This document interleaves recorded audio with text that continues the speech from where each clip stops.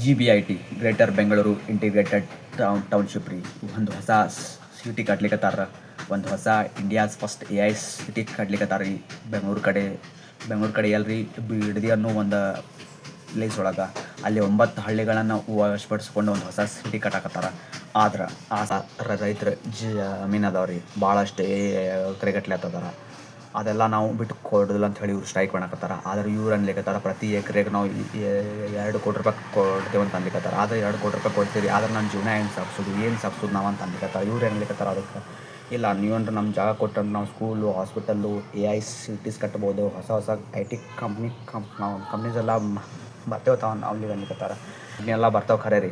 ಆದ್ರೆ ಮೊದಲೇ ಮಾತು ನಮ್ಮ ಕರ್ನಾಟಕದೊಳಗೆ ನಮಗೆ ವ್ಯಾಲ್ಯೂ ಇರೋದಿಲ್ಲ, ವ್ಯಾಲ್ಯೂನೇ ಇಲ್ಲ. ಮೊದಲೇ ಮಾತು ಅವ್ರು ಹೊಸ ಕಂಪ್ನಿ ಬಂದು ಅಂದ್ರೆ ನಮ್ಗೆ ಜಾಬ್ ಕೊಡ್ತಾರಂತ ಏನು ಗ್ಯಾರಂಟಿ ಐತ್ರಿ?